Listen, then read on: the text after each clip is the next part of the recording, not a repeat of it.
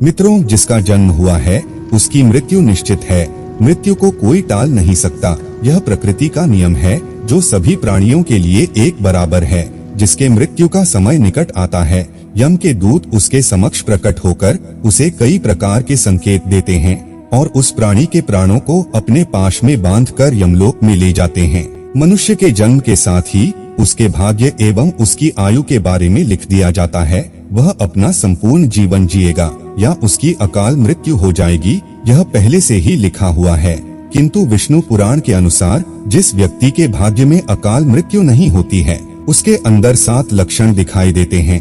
अर्थात यदि किसी व्यक्ति में यह 7 लक्षण दिखाई दे तो उसकी अकाल मृत्यु कभी नहीं होती है। वह भगवान श्री हरि विष्णु की कृपा से ही अपनी संपूर्ण आयु जी लेता है और सभी प्रकार के सुखों का उपभोग करता है। एक समय की बात है, यमराज अपने दूतों के साथ 5 मनुष्य प्राणियों के प्राण हरने हेतु पृथ्वी पर प्रकट हुए। एक स्थान पर 5 मनुष्य प्राणी सोए हुए थे। तभी यमराज ने यमदूतों के कान में कहा कि इस एक मनुष्य प्राणी को छोड़कर बाकी 4 व्यक्तियों के प्राण अपने पाश में बांधकर इन्हें यमलोक ले चलो। यह सुनकर यम के दूत आश्चर्यचकित हुए और ने यमराज से पूछा, हे धर्मराज, इन 5 मनुष्यों में से इस एक मनुष्य के प्राण हरने के पीछे क्या कारण है? आप हमें समझाइए, किस कारण से इस प्राणी की अकाल मृत्यु को टाल दिया गया है?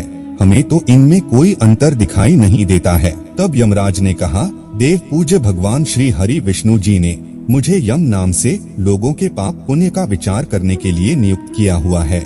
मैं अपने प्रभु श्री हरि के वश में हूँ, मैं स्वतंत्र नहीं हूँ। जिस प्रकार वायु के शांत होने पर उसमें से उड़ते हुए परमाणु पृथ्वी से मिलकर एक हो जाते हैं, उसी प्रकार ब्रह्मा जी से उत्पन्न हुए समस्त देवता और पशु आदि सनातन परमात्मा में लीन हो जाते हैं।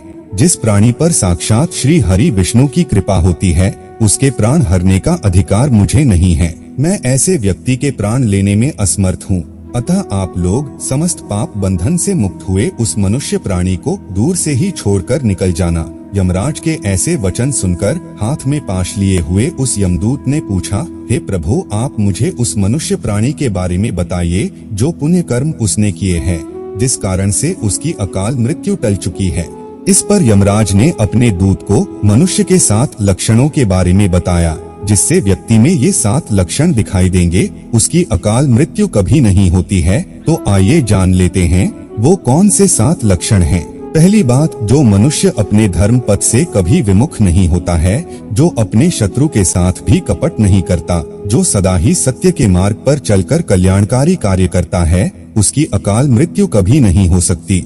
दूसरी बात, जो मनुष्य कभी किसी जीव की हिंसा नहीं करता, जो क्रोध में आकर कभी किसी के साथ अत्याचार नहीं करता, जो जानबूझकर प्राणियों को कष्ट नहीं देता है, दुखी प्राणियों को देखकर जिसके मन में करुणा का भाव उत्पन्न होता है, जो सभी पर दया करने वाला हो, ऐसे प्राणी की कभी अकाल मृत्यु नहीं होगी। तीसरी बात, जो मनुष्य चोरी नहीं करता अथवा दूसरों के द्रव्य का हरण नहीं करता, एकांत में पड़े हुए दूसरे के धन को देखकर भी उसे तृण के समान समझता है, अर्थात दूसरों के धन को कभी अपना नहीं समझता, ऐसे व्यक्ति के मन में श्री हरि विष्णु का वास होता है।